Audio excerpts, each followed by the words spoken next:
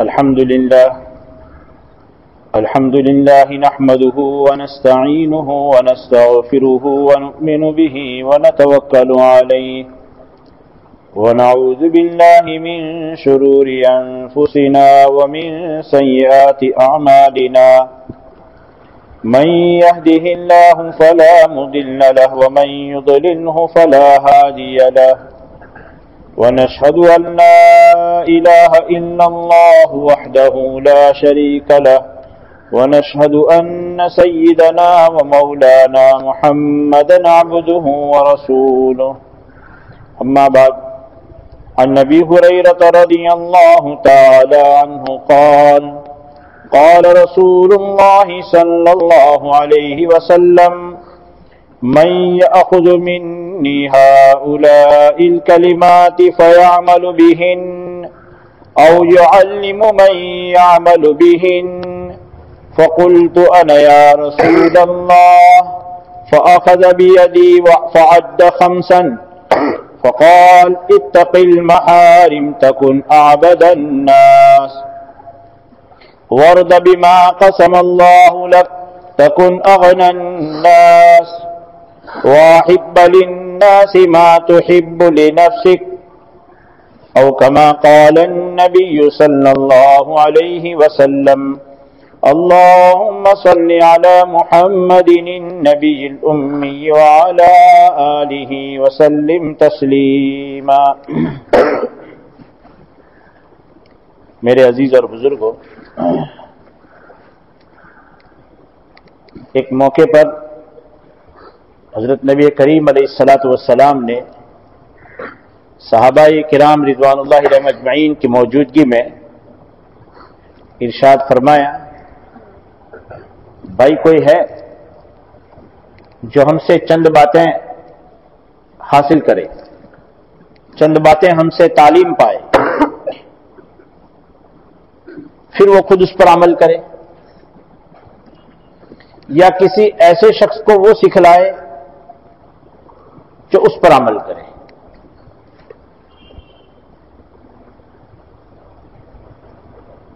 حضرت ابو ہریرہ رضی اللہ تعالیٰ عنہ حدیث کے راوی ہیں، فرماتے ہیں میں نے عرض کیا یا رسول اللہ میں تیار ہوں۔ نبی کریم علیہ الصلاۃ والسلام نے حضرت ابو ہریرہ فرماتے ہیں اخذ بیدی، میرا ہاتھ پکڑا، فعد 5 اور ہاتھ پکڑ کر کے آپ نے 5 چیزیں گن کر کے بتائی۔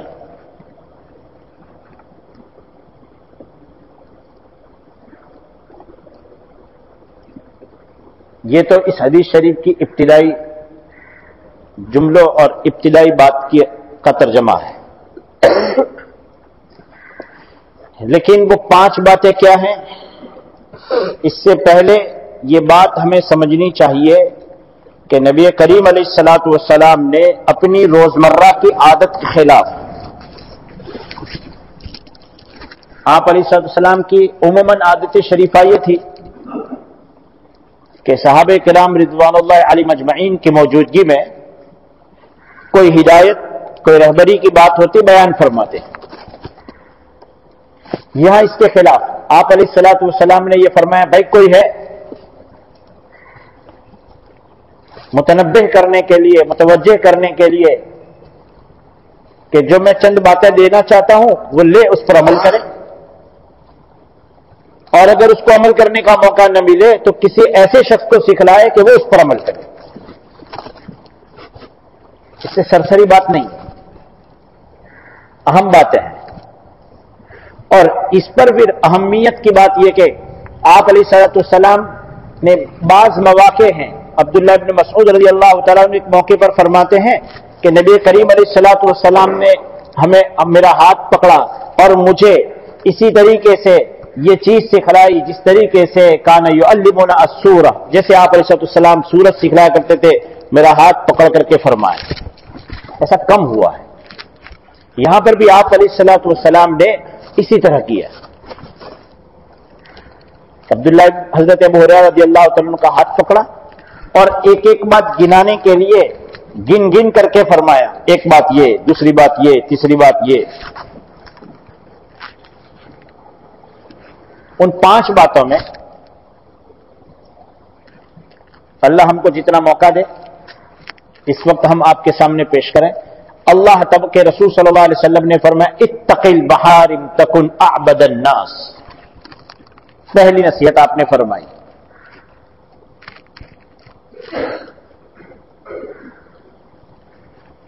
لوگوں کا مزاج عموماً یہ ہوتا ہے کہ عبادتیں خوب کریں, کرنی ہی چاہیے, اس سے روکا نہیں جا رہا. نماز ہے, روزہ ہے, زکوٰۃ ہے, حج ہے, اور فرض کے ساتھ ساتھ ان تمام عبادتوں میں نفلی عبادتیں, نفل نمازیں, نفل روزے, نفلی صدقات لوگ کرتے رہتے ہیں. کرنا ہی چاہیے, اس سے روکنا نہیں ہے. لیکن اس کے کرنے کی بنیاد کیا ہے؟ بنیاد یہ ہے کہ ہم اللہ کی بڑی مقدار میں عبادت کریں, اسی لیے لوگ کر رہے ہیں. لیکن رسول خدا صلی اللہ علیہ وسلم کی نظر میں زیادہ عبادت کرنے کا معیار یہ نہیں ہے کہ آدمی بہت نوافل پڑھے. پڑھنے چاہیے, میں نے پہلے کہا کہ پڑھنے سے روکا نہیں جا رہا ہے, آپ نے خود عمل بھی کیا ہے, آپ نے نوافل انجام بھی دیے ہیں, روزے بھی رکھے ہیں. اور آپ علیہ السلام کے متعلق ہماری پیاری امی جان حضرت عائشہ صدیقہ بنت صدیق رضی اللہ تعالیٰ عنہ فرماتی ہیں کہ نبی علیہ السلام جب کسی مہینے میں روزے رکھتے نا تو ایسے لگاتار رکھتے نفلی روزے کہ لوگوں کو یوں لگتا کہ اب چھوڑیں گے ہی نہیں. اور کچھ وقت میں روزہ چھوڑتے تھے لگاتار, آج بھی نہیں رکھا, کل بھی نہیں رکھا, پرسوں بھی نہیں رکھا, تو لوگوں کو یوں محسوس ہوتا تھا کہ شاید اب رکھیں گے ہی نہیں. دونوں طرح کی آپ کی عادتیں تھیں. لیکن اصل چیز جو ہے, آدمی کے اصل عبادت گزار ہونے کا معیار یہ نہیں ہے کہ اس کی زندگی میں نوافل کی کثرت صرف ہو, بلکہ اس کے ساتھ ایک اور اہم چیز ہے.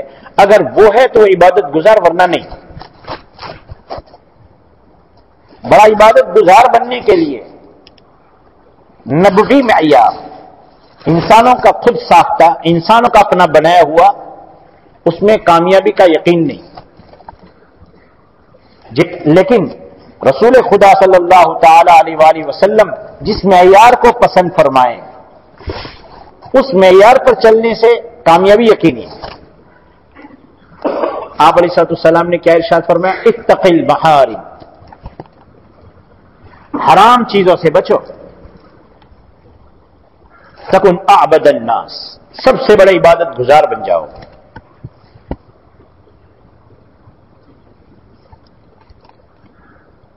نبی کریم علیہ السلام کی مجلس بابرکت میں 2 عورتوں کا ذکر آیا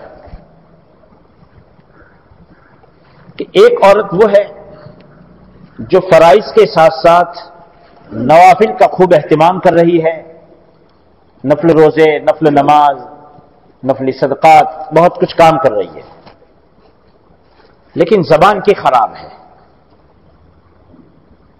رشتہ داروں سے, پڑوسیوں سے, تعلق والوں سے زبان غلط استعمال کر کے تکلیف پہنچاتی ہے. اور ایک دوسری عورت وہ ہے جس کی زندگی میں فرائض تو پورے ہیں, نوافل کا اس کے مقابلے میں کم اہتمام ہے, لیکن زبان کی بڑی میٹھی ہے. وہ اپنے گھر والوں کو, اپنے پڑوسنوں کو, اپنے رشتہ داروں کو تکلیف زبان سے نہیں پہنچا رہی ہے.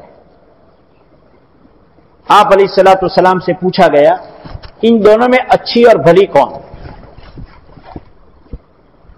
آپ علیہ السلام نے فرمایا یہ دوسری عورت پہلی عورت کے مقابلے میں بہتر ہے. بلکہ دوسری روایت میں آپ علیہ السلام نے فرمایا پہلی عورت جہنمی ہے, دوسری عورت جنتی ہے.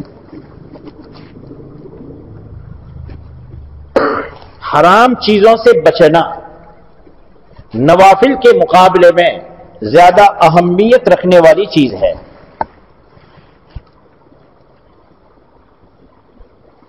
ہم اپنی 24 گھنٹہ کی زندگی میں جن چیزوں کے متعلق ہم مانوس ہو جاتے ہیں، عادی ہو جاتے ہیں، ان میں تو ہم اس کے خلاف کرنے سے ہمیں بوجھ پڑتا ہے. دیکھیے الحمدللہ، اللہ کا شکر ہے، ہمارا یہ مجمع سور خور نہیں ہے، شراب نہیں پیتا. اگر ہم میں سے اللہ حفاظت فرمائے کسی کو یہ کہا جائے کہ یہ شراب پیو تو اس آدمی کو بہت بوجھ پڑے گا. سور کھانے کو کہا جائے، کسی حرام جانور کو کھانے کو کہا جائے تو اس کی طبیعت چلے گی نہیں، بلکہ ہو سکتا ہے کہ زیادہ بوجھ دیا جائے تو اس کو اسی وقت متلی آ جائے گی. کہ کیوں؟ اس لیے کہ ہم نے اس اپنے آپ کو اس گناہ سے، اس حرام سے بچانے کا عادی بنا دیا ہے. اس لیے وہ حرام جو عادت بچنے کی، حرام سے بچنے کی عادت بنا دی ہے، وہ ایسی طبیعت بن چکی ہے کہ اس کے خلاف ہماری طبیعت تیار نہیں ہوتی. اور اچھی چیز ہے،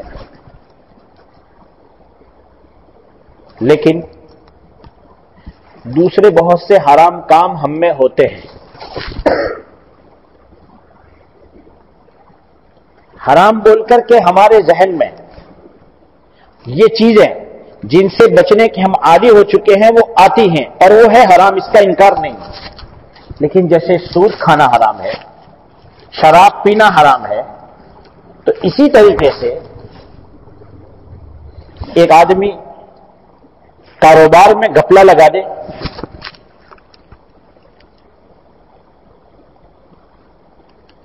دھوکہ دے کر کے مال کما لے، یہ بھی تو حرام ہے. دونوں کے حرام ہونے میں تو کوئی فرق نہیں ہے. ہم جہاں عبادتوں کے اہتمام کرتے ہیں تو وہاں ساتھ ساتھ میں زندگی میں حرام سے بچنے کا اہتمام، اس کے ساتھ ساتھ نوافل کے مقابلے میں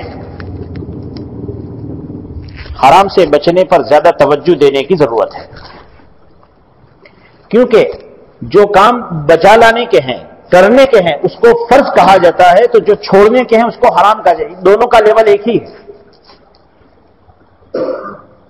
جو چھوڑنے کا کام ہے اور لازم اور ضروری ہے، اس میں آدمی مبتلا ہو تو وہ کام کرنا حرام ہے. جو کرنے کا کام ہے اور اس کو نہ کرے تو یہ بھی حرام ہے، اور کرے تو فرض کا ادا کرنا ہے. تو دونوں کا لیول ایک چھوڑنے کے طور پر ہے، ایک کرنے کے طور پر ہے، لیول دونوں کے ایک ہیں. جبکہ نوافل جو ہے اس کا درجہ اس سے نیچے ہے.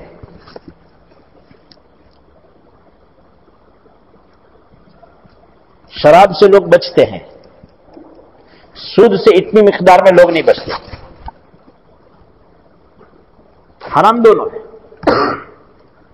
دونوں کے دونوں قرآن کریم کی آیت کے ذریعے سے حرام کیے گئے ہیں.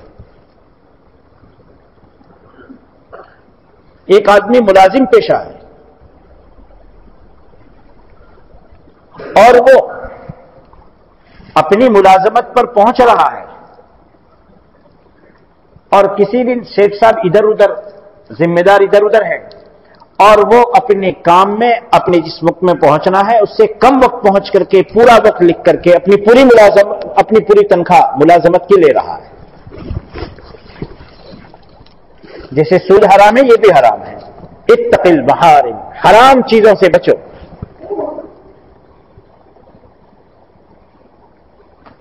اور اس کا تعلق زندگی کے کسی ایک وبھاگ کے ساتھ، ایک شعبے کے ساتھ نہیں ہے، بلکہ زندگی کے ہر شعبے کے ساتھ ہے. زبان سے، آنکھ سے، کان سے، ہر جگہ پر اللہ تبارک تعالیٰ نے حرام چیزوں کو رکھا ہے. ایک آدمی اچھے ماحول میں رہتا ہے تو اس کی عادت بن جاتی ہے کہ زبان سے گالی نہیں بکنی. سباب المسلم فسوق، مومن کو گالی گلوچ کرنا گناہ کبیرہ ہے.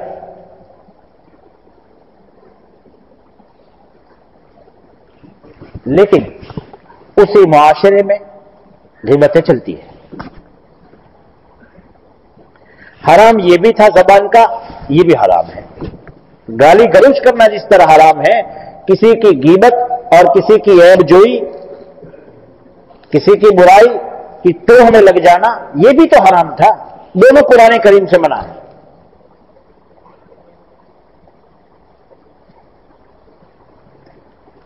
اس لیے نبی علیہ الصلوۃ والسلام نے پہلی نصیحت فرمائی اتق المحارم تکن اعبد الناس۔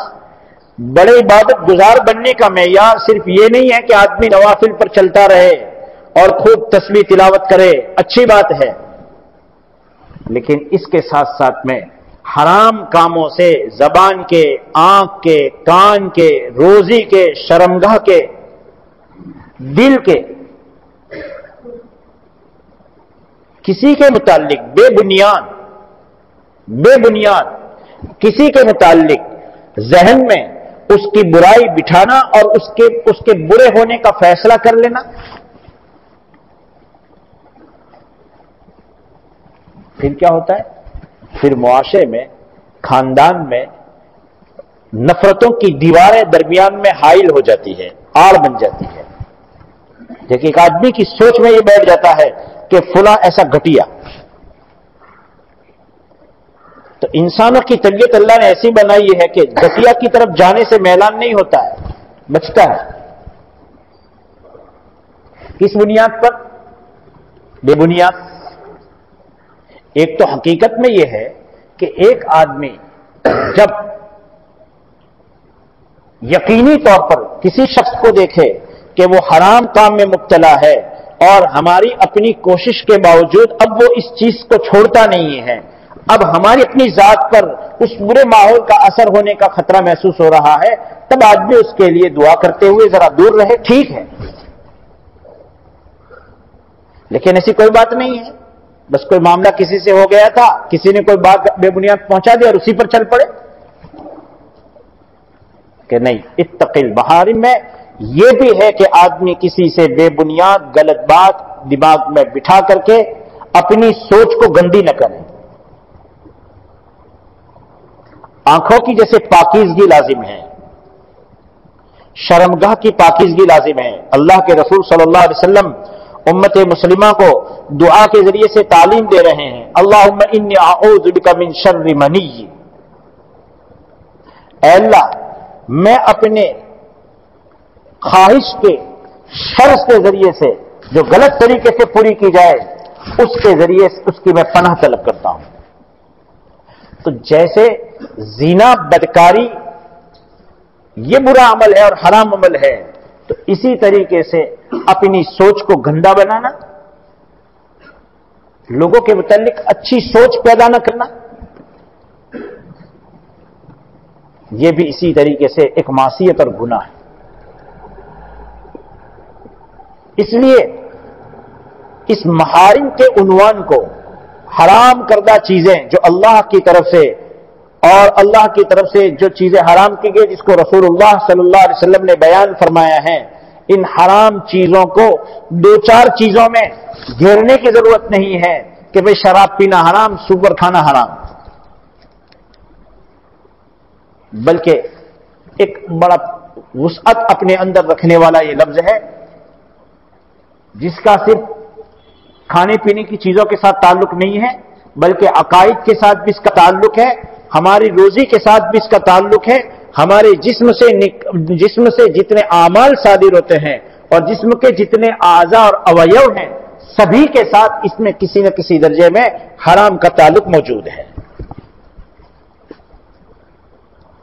ان ساری چیزوں کو جب ہم صحیح طور پر نبھائیں گے اور اس زندگی کو لے کر کے رب کے حضور پہنچیں گے، تب اللہ تبارک و تعالیٰ کے یہاں فیصلہ ہوگا کہ یہ میرا بندہ ہے اور اعبد ہے، اللہ کی بڑی مقدار میں عبادت کرنے والا بندہ ہے۔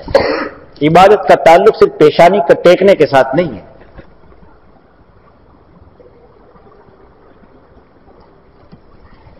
پھر آپ علیہ الصلوۃ والسلام نے دوسری نصیحت فرمائی، وَرْضَ بِمَا قَسَمَ اللَّهُ لَكَ تَكُنْ أَغْنَى النَّاسِ۔ اللہ تبارک و تعالیٰ نے تیری قسمت میں جو لکھ رکھا ہے اس تیری قسمت میں ملے ہوئے تیرے حصے پر تو خوش ہو جا. تکن اغن الناس، سب سے بڑا مالدار تو بن جائے گا. نبی کریم علیہ الصلوۃ والسلام کی زبان مبارک سے نکلا ہوا یہ لفظ غنا، اس کا ترجمہ جو دولت مندی اور مالداری کیا جاتا ہے، یہ اصل اس کا ترجمہ نہیں ہے. غنا کا اصل تو معنی ہوتا ہے وہ بندہ اپنی زندگی کے گزارنے میں کسی اور انسان اور کسی اور شخص کی کسی چیز کا محتاج نہ رہے.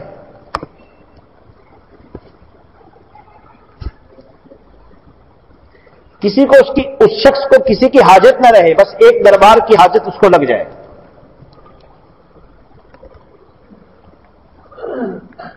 ہوتا یہ ہے کہ انسان کے پاس، بندے کے پاس اپنی زندگی گزارنے کے لیے جتنی زندگی ممکن ہے، اس ممکن زندگی میں جو کچھ اس کی ضرورتیں پیش آنے والی ہے، ظاہری طور پر وہ سب موجود ہے.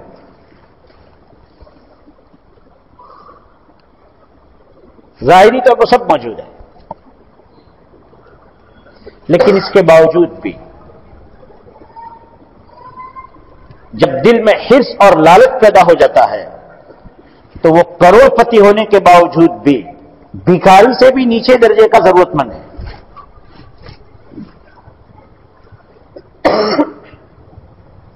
اور اس کا اثر ہوتا ہے. ابن عون رحمۃ اللہ علیہ جو ہے بہت بڑے محدث ہیں،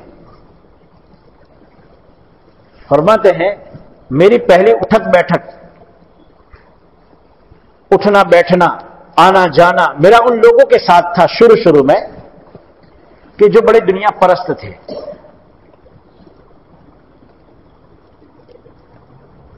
اور اس کی وجہ سے میرا 24 گھنٹہ جو ہے ٹینشن ہی ٹینشن میں رہتا تھا، کیونکہ آدمی جس ماحول میں رہتا ہے فطری طور پر اس ماحول کا اثر اس کے دل پر ہوتا ہے. اور ایک موٹی سی بات میں آپ کو بتا دوں، کسی آدمی کو کہا جائے کہ آپ کو صبح سے شام تک کچھ کھانا پینا نہیں ہے تو مشکل ہے، لیکن رمضان میں سبھی کرتے ہیں. کہ کیوں؟ اس لیے کہ ایک ماحول بن گیا ہے بھوکے رہنے کا، پیاسے رہنے کا. اب آسان ہے. مئی کی گرمی کا رمضان ہو لیکن پھر بھی آدمی برداشت کر لیتا ہے، ماحول کا اثر ہے. ابن عون رحمۃ اللہ علیہ فرماتے ہیں پھر جب میں نے فقراء اور تندرست اور بے کس اور مسکین لوگوں کی صحبت اختیار کی تو میرے پاس تو جو دنیا پہلے تھی وہی تھی، نہ بڑی تھی نہ گھٹی تھی. لیکن اس کے بعد میں نے اپنے اندر کھلا فرق محسوس کیا کہ میرے اندر اب میں سکون محسوس کرنے لگ گیا. اس لیے آپ علیہ الصلوۃ والسلام نے بھی فرمایا بکریوں والوں میں مسکنت ہوتی ہے، اونٹ اور گھوڑے والوں میں دماغ اونچا ہوتا ہے، کہ کیونکہ اس کے اندر بلندی ہے، اور بکری میں خود پستی ہے. وہ جانور خود بھی سمجھتا ہے کہ میری کوئی بڑی حیثیت نہیں ہے.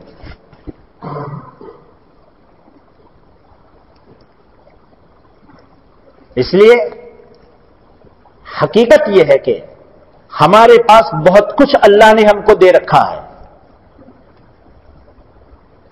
اللہ کی ان نعمتوں پر نظر کرنے کی ضرورت ہے.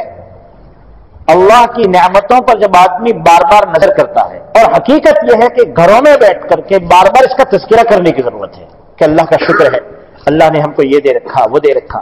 اور یہ سرسری چیز نہیں ہے، رسول اللہ صلی اللہ علیہ وسلم کی پیاری اور مبارک سنت ہے. آپ علیہ الصلوۃ والسلام خود بھی دعاؤں میں موجود ہے، اللہم لک الحمد فی بلائک و صنیعک الہ لبیوتنا. اے اللہ تیرا بڑا احسان ہے جو آپ نے ہمیں اپنے گھر والوں کی نعمتوں سے ہم کو نوازا ہے. ایسی کئی چیزیں آپ علیہ السلام نے، اے اللہ آپ کا احسان ہے آپ کی اس نعمت پر کہ آپ نے ہم کو قرآن دیا ہے. کون خالی ہے؟ مومن بندہ. کون مومن بندہ اس سے خالی ہے کہ اس کے ماں باپ، اس کے بیوی بچے، بھائی چھوٹا سا جھونپڑا اللہ نے دے رکھا ہے، صبح شام اللہ تبارک تعالیٰ کھلاتے ہیں پلاتے ہیں. ابن قیم جوزی علیہ الرحمہ فرماتے ہیں اللہ تبارک و تعالیٰ کی نعمتوں کا کثرت سے ذکر کرنا، بار بار اللہ کی نعمتوں کا ذکر کرنا حیا کی صفت بندے میں پیدا کرتا ہے، شرم. اور اس کو اللہ کے رسول صلی اللہ علیہ وسلم نے کیا فرمایا؟ الحیاء شعبۃ من الایمان اذا لم تستحی فافعل ما شئت. جب تو بے شرم بن جائے تو جو چاہے کر. اس لیے اللہ تبارک و تعالیٰ کی جو نعمتیں ہیں اس کا تذکرہ کرنے کی ضرورت ہے. اللہ نے جو مجھے دے رکھا ہے اسی پر مجھے راضی ہونے کی ضرورت ہے. دو چیزوں کی طرف رسول اللہ صلی اللہ علیہ وسلم اشارہ فرما رہے ہیں. نمبر ایک کہ اللہ تبارک و تعالیٰ نے جو تقسیم کر کے جو میری قسمت میں لکھ رکھا ہے اس پر مجھے قناعت کرنی ہے کہ حلال اور جائز طریقے سے میں جو کچھ محنت کر سکتا ہوں اس کرنے کے بعد مجھے جو مل گیا بس یہی میرے لیے کافی ہے.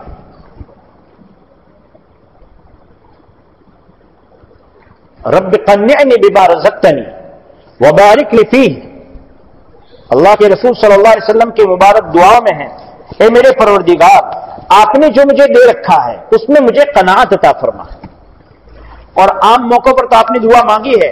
نبی کریم علیہ الصلوۃ والسلام کی یہ دعا مبارک وہ ہے جو رکن یمانی سے حجر اسود کے درمیان میں جہاں 70,000 فرشتے طواف کرنے والے کی معتمر اور حاجی کی دعا پر آمین کہنے کے لیے ہیں، اس وقت بھی آپ علیہ الصلوۃ والسلام سے یہ دعا کرنا ثابت ہے.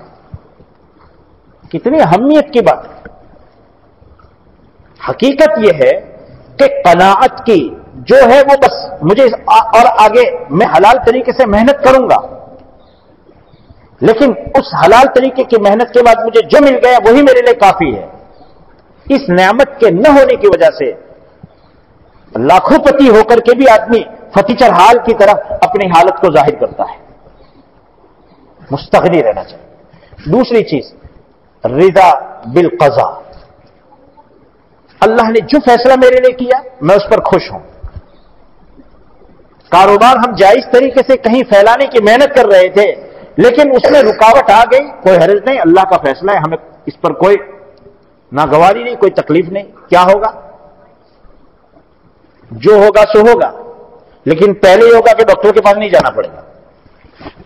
ورنہ آدمی محنت کر کے جب ظاہری طور پر ناکامی ہوتی ہے اور اس کو دل پر اتنا بڑا کر لیتا ہے کہ جتنا نہیں کرنا چاہیے تھا تو پریشر کا مریض بن جاتا ہے. نبوی تعلیمات میں جسمانی بیماریوں سے بھی بچاؤ کے سامان موجود ہے. اگر کوئی آدمی ان تعلیمات کو اس نظر سے دیکھے اور اس طور پر اپنی زندگی میں اپنائے تو دل میں سکون ہی سکون ہے اور راحت ہی راحت ہے. اس لیے آج کے اس موقع پر نبی کریم علیہ الصلوۃ والسلام کی ان ہدایات میں دو ہدایت آپ کے سامنے پیش کی کہ حضرت ابو ہریرہ رضی اللہ عنہ فرماتے ہیں نبی علیہ الصلوۃ والسلام نے فرمایا بھائی ہے کوئی جو ہم کچھ چیزیں ہم سکھلانا چاہتے ہیں وہ خود لے ہم سے عمل کرے یا کسی اور کو سکھلائے جو اس پر عمل کرے. حضرت ابو ہریرہ فرماتے ہیں میں نے کہا حضرت میں موجود ہوں. آپ نے میرا ہاتھ پکڑا اور 5 چیزیں گن کر کے بتائی، اس میں سے 2 چیزیں آپ کے سامنے پیش کی. اتق المحارم تکن عابد الناس. اللہ کی حرام کردہ چیزیں ان سے بچو، سب سے بڑے عبادت گزار بن جاؤ گے. ورد بما قسم اللہ لک. اللہ نے تیری قسمت میں جو کچھ لکھ رکھا ہے اس پر خوش ہو جا. تکن اغنى الناس. دنیا کا سب سے بڑا بے غرض بندہ تو ہی بن جائے گا. کسی سے کوئی ضرورت نہیں. جو اپنے کروڑ پتی میں ہے وہ اس میں خوش، لیکن میں اپنی اس حالت پر خوش ہوں. اگر اللہ کے فیصلے پر آدمی قناعت کے ساتھ میں رضامندی کی صفت اختیار کرے، اللہ تبارک و تعالی ہدایت پر ہم سب کو عمل کرنے کی توفیق عطا فرمائے، جن کی سنت باقی ادا فرمائے.